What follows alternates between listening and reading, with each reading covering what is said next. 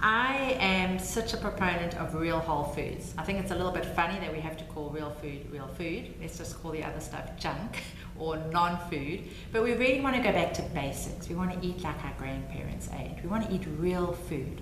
Food that doesn't have a list of ingredients that we can't pronounce, that we don't even know what they are. We want to think about grass-fed red meat. Grass-fed red meat is amazing. It's a source of zinc. It's a source of omega-3s. It's a source of iron. Zinc and iron are both needed to make our neurotransmitters. It's protein. It helps even out our blood sugar. Wild salmon, sardines. I'm from South Africa and I absolutely love sardines. Tiny little fish. They don't have a lot of toxins.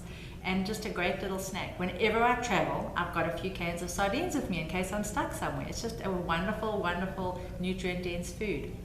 Organic fruits and vegetables. Pesticides are a problem. If we're very sensitive to issues, the things that may have caused us to be anxious, we want to get away from things like pesticides. Healthy fats. Butter. Butter's great.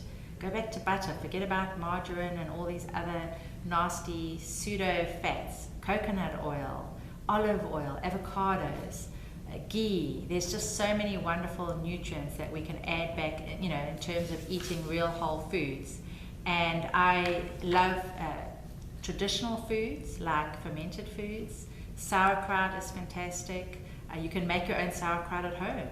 You could have kombucha, make your own kombucha. And you're getting all those beautiful probiotics in food that is going to start to restore the gut flora, so you are going to feel great. There's a great new area in mental health called Psychobiotics, which is talking about the microbiome and how if the gut is healthy and you've got good bacteria in the gut, it's going to improve your mood. So why not do that by adding in some nutrient-dense foods like fermented foods.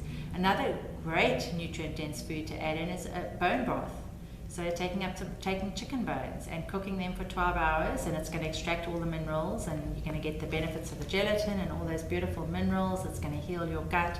So there's just so much that we can do by just going back to eating real whole food. Of course, we want to avoid the sugar, and the amino acids help us quit the sugar so we don't feel deprived, so we're not using willpower. Because, we can tell the most intelligent person in the world, you need to give up sugar, and they know they need to give it up. They know it's not good for them. But if they are using willpower and they're feeling deprived when they give it up, it's going to be really hard to do. So if we give them the tools like the amino acids, it switches off that craving. They can give up the sugar, they can give up the gluten if that's a factor. Gluten is a big factor. Probably 80% of my clients do better mood-wise on a gluten-free diet. And there's a lot of research showing the connection between gluten and mental health. And then caffeine is a big factor. And a lot of my clients look absolutely horrified when I bring up caffeine. When I'm doing presentations, I'll have half the audience almost boo me because they don't want to give up their caffeine. But it is a problem. And if caffeine is making you anxious, you need to give it up and figure out why you need the caffeine in the first place. Have you got adrenal issues? Have you got anemia? Have you got thyroid problems? Get to the root cause of why you are self-medicating with the caffeine or the sugar, and then you won't need it.